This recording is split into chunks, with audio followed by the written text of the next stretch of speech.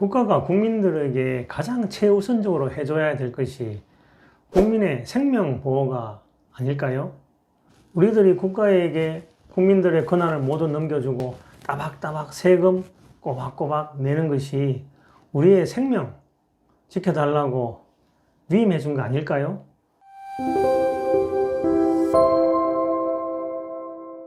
세상산 이야기 짱배원 장성규입니다. 최근에 들려오는 뉴스를 가지고 오늘도 이야기를 해보려고 합니다. 어제 제가 봤던 뉴스 내용은 지난 2월 17일에 어떤 여성이, 40대 여성이 누군가가 자신을 죽이려고 한다고 하면서 112에 다급하게 신고를 했죠. 신고를 하면서 신고 과정에서 누구누구네 집이다, 땡땡땡 누구누구네 집이다라고까지 명확하게 이야기해서 신고를 했습니다. 그 신고를 받은 112 접수 요원이 이게 위급 상황이다, 최고 위급 단계, 살인, 강금, 납치, 강도 이런 의심이 되는 사건의 경우에는 최고 위급 단계를 발령한다 해서 코드 제로라고 하나요?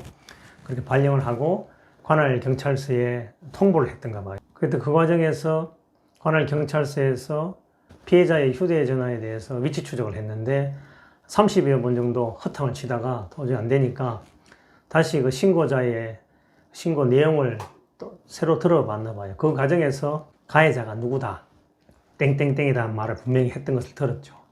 그러니까 가해자 이름이 특정이 되니까 그걸 특정 조회라고 하는데 그것은 얼마 걸리지 않았답니다. 불과 몇 분 만에 가해자의 집 주소를 특정했죠. 그래서 21명의 경찰이 현장에 들이닥쳤는데 이미 피해자는 싸늘한 시신으로 발견되었고 가해자만 덩그러니 앉아 있어서 가해자를 현행범으로 체포했다, 이런 소식이 들렸습니다. 그 신고자의 다급한, 진짜 1분 1초가 다급한 그 신고에 대해서 112 접수 요원이 관할 경찰서에 통보하는 과정에서 가해자가 누구라고 본인이 들었음에도 그걸 제대로 알려주지 않아서 누락하는 바람에 추적 시간이 길어져서 결국은 피해자가 사망에 이른 사건인데요.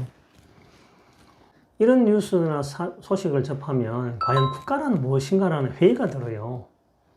국민들이 국가라는 단체에 대부분의 권력을 위임하고 또 정치인들을 통해서 통치를 받으면서 그에 대한 또 대가로 세금도 따박따박 꼬박꼬박 납부해 가면서 국가가 자신의 생명을 보호해 주기라고 기대했는데 막상 도움이 필요한 그 순간에는 국가는 꿈을 대어 버렸죠. 제가 보기에는 꿈을 대는 정의 실현은 정의가 아닙니다. 국민의 생명이 이렇게 걸린 문제에 대해서 정의 실현이 꾸물거려 버리면 그건 아무 소용없지 않습니까? 사람의 생명보다 더 소중한 게 이 세상에 뭐가 있겠습니까? 이 사건을 접하면서 예전에 저희들 그 오원춘 사건이라고 기억하실지 모르겠습니다. 2012년 4월 달에 발생한 사건이었죠. 어떤 피해 여성이 자신이 강간을 당하고 있다라고 신고를 했는데 그 신고를 접수한 경찰에서는 피해자에게 계속 위치만 묻고 겨우 위치를 파악해서 찾아갔는데 신고는 밤 11시에 받았는데 그 현장에 들이닥친 것은 그 다음날 아침이었죠. 어떻게 됐을까요? 그 오원춘이라는 가해자가 이미 피해자를 살해한 이후에 그 시체에 대한 훼손을 하고 있는 현장을 경찰들이 목격해버렸죠. 기껏 한 일이라고는. 그 사건 당시에 어마어마한 국민들의 공분이 있었습니다. 경찰은 과연 뭐 했느냐? 뭘 도대체 하느라고 밤 11시에 신고받았는데 아침에 가서 현장을 확인할 수 있었느냐? 휴대전화로 멀쩡히 전화를 했는데 신고했는데 그 위치 추적을 왜 제대로 못했느냐? 그 다음에 신고를 하면서 도움을 요청했다는 그 자체가 이미 자신의 휴대전화에 대한 위치 추적을 세세히 할 수 있도록 하는 그런 권한을 위임한 거 아니냐? 또 위치 추적에 대한 동의까지 해준 거 아니냐? 그럼에도 불구하고 그 많은 시간 동안 경찰은 무엇을 했느냐라고 하면서 난리가 났던 사건이 있었습니다. 그 사건에 대해서는 유족들도 국가를 상대로 손해배상 소송을 했죠. 경찰 수사기관이 넉장 대응하는 바람에 사망에 이르렀다 해서 국가를 상대로 약 3억 원 이상의 국가배상 청구 소송을 했고 그 당시에 아마 법원에서는 총 1억 원의 배상을 하라는 취지로 판결을 내렸죠. 경찰이 상당한 노력을 했는 건 인정하지만 기본적으로 주요 업무를 소홀히 했다. 근데 다만 가해자의 행동이 그 사건에 대한 책임이 더 크다는 이유로 국가는 유족들이 신청한 손해배상금에 대해서 30% 정도는 부담해야 된다는 취지로 판결을 내린 바 있습니다. 또 그 사건 이후에 소위 112 앱이라고 아마 그 무렵 피해자가 이렇게 자신이 급박한 상황에 있는 상황에서 가해자가 있는 상황에서 몰래 숨어서 아니 기회를 봐서 이렇게 전화를 해서 112에 직접 신고하기가 쉽지 않죠. 그리고 신고하면 경찰은 어떤 경우에는 잘 안 들린다. 계속 위치를 묻어요. 위치가 어디냐. 다급하고 지금 숨 넘어가는 순간인데 위치를 제대로 알려줄 수 있는 입장도 아니잖아요. 그런 부분 때문에 그 당시에 또 우리 국민들의 세금을 들여서 112 앱이라는 것을 만들었죠. 그래서 다급한 상황에 휴대전화만 갖고 있으면 그 애플리케이션을 작동해서 신고를 할 수 있는 그런 장치도 마련했었죠.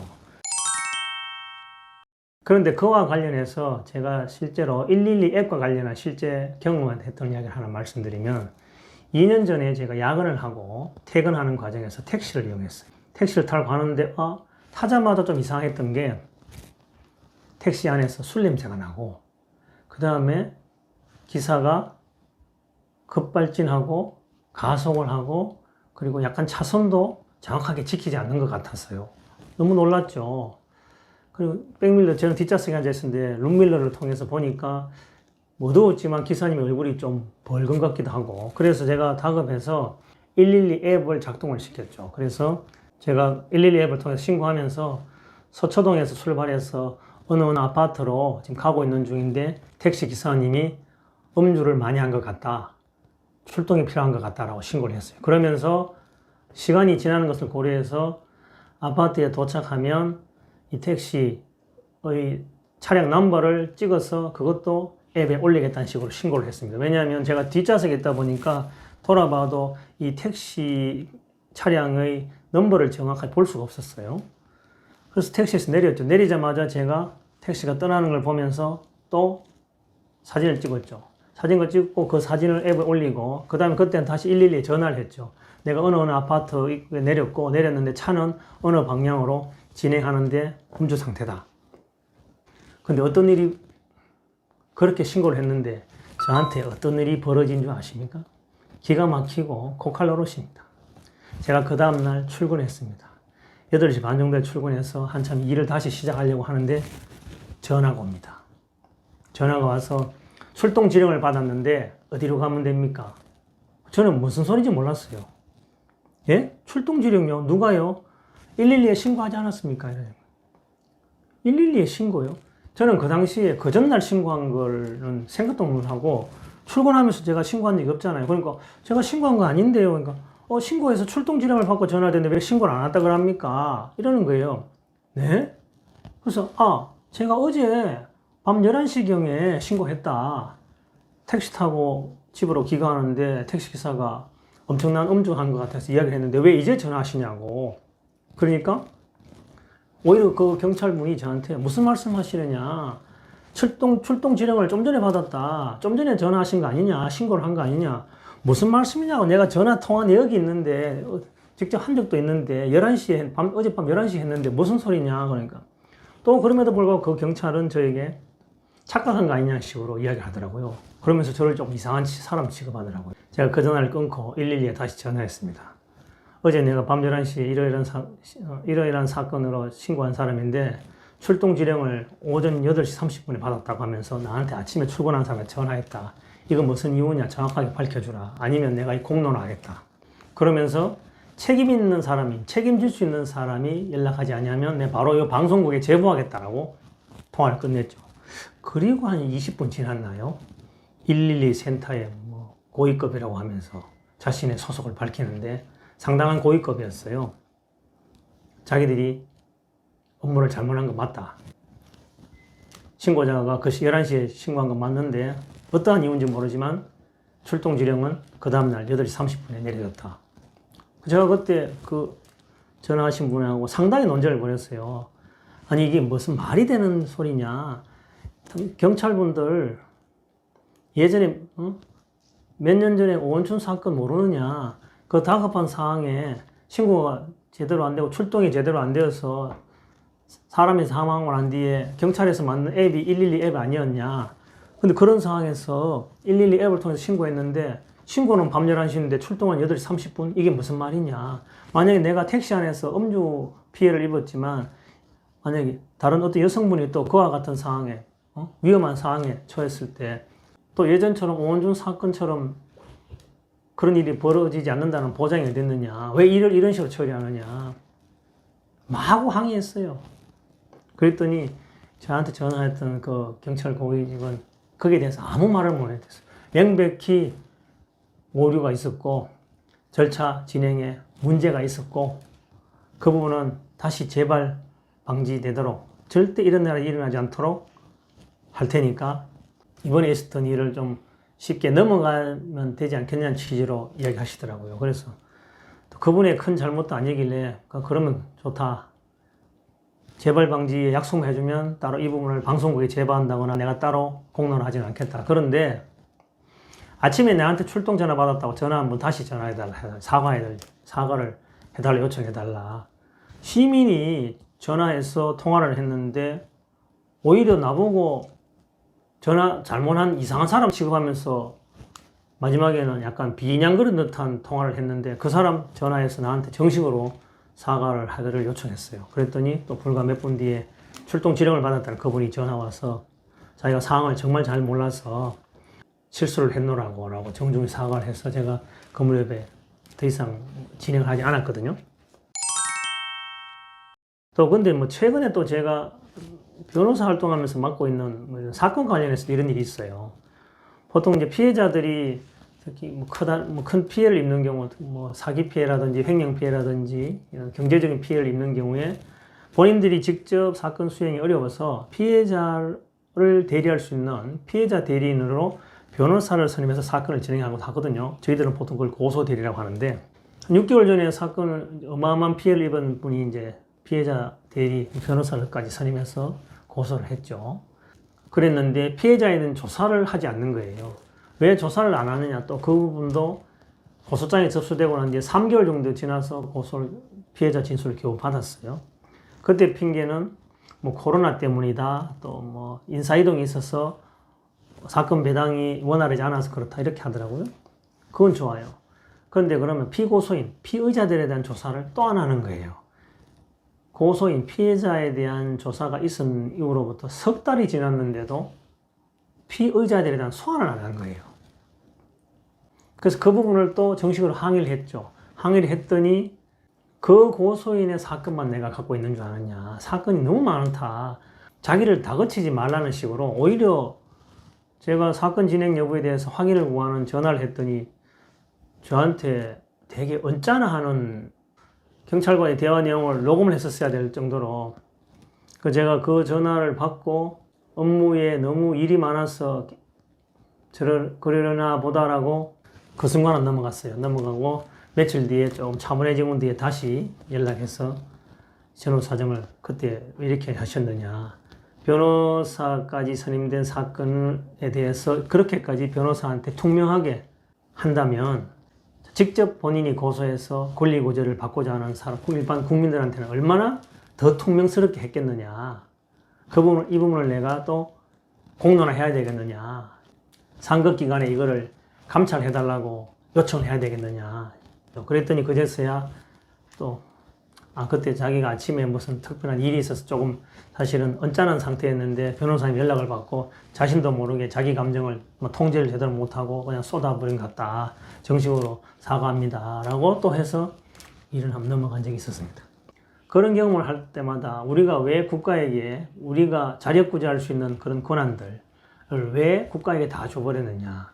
우리는 뭘 믿고 국가에게 이렇게 매번 따박따박 세금만 납부하느냐라는 회의가 많이 듭니다. 진짜 사람의 생명과 직결된 1분 1초가 다급한 위기상황을 경찰로부터, 국가로부터 보호를 받으려면 우리가 또 해야 할 일이 있는 것 같아요. 한간에 안타까운 소식들은 그 반대 이야기죠. 강도를 당했다라는 식으로 허위 신고를 한다. 112에. 112 접수센터는 엄청 긴박한 상황실임에도 불구하고 허위 신고를 해서 결국은 위계에 의한 공무집행, 방해로 입건되는 사례들도 꽤 있다 하거든요. 그거는 또 다른 선량한 시민들, 정말 국가의 도움을 받을 필요한 급박한 국민들, 시민들에 대한 또 다른 방해 행위가 되죠. 그래서 그 부분은 아마 엄벌에 처해야 될 거고 또 처벌받아 마땅하겠죠. 그리고 이왕 이야기하는 김에 112 신고와 관련해서 하나의 뭐 팁을 알려드린다면, 저도 이 현직 경찰관하고 이야기를 나누면서 들은 내용인데, 112 신고는 사건 내용을 먼저 설명하는 것, 그것도 중요하지만, 중대 사건이면 바로 코드 제로 발령해서 출동하게 하는 그런 사건 내용에 대한 이야기도 중요하지만, 제일 중요한 거는 장소에 대한 설명이 너무너무 중요하다 하더라고요. 그래서 그 부분 당황스럽겠지만 장소 설명은 좀 구체적으로 할 수 있으면 좋지 않겠느냐. 그리고 대부분은 전화로 신고하겠지만 전화에 대한 위치 추적을 바로 GPS 분석인가요? GPS 분석 바로 해달라 요청하는 것도 방법이겠죠. 근데 뭐 급박한 상황에서 GPS 분석을 경찰에 요청하지 않더라도 당연히 신고를 하고 출동을 요청하는 자체로 피해자는 자신의 휴대전화에 대한 GPS 분석을 동의했다라고 봐야 됩니다. 그래서 경찰은 적극적으로 그런 강력범죄 신고가 들어오면 바로 통신조회, 위치 조회에 들어가야 되지 않느냐, 이렇게 생각됩니다. 오늘도 마무리 멘트는 하고 마치겠습니다. 꿈을 대는 정의는 정의가 아닙니다. 귀중한 생명이 이 세상을 떠나고 난 뒤에 현장에 들이닥쳐서 뒤수습을 하면 그게 무슨 소용이 있겠습니까? 최근 수사권이 경찰에 있어야 되느냐, 경찰에 있어야 되느냐, 국가수사본부에 있어야 되느냐라는 이런 논란으로 온 나라가 엉망진창입니다. 수사권을 누가 가지냐가 중요한 게 아니죠. 누가 더 국민의 생명을 실질적으로 보호해 줄 수 있느냐 여부에 대해서 서로 다투어야 되지 않을까요? 세상 사는 이야기 짱배원 장성규였습니다.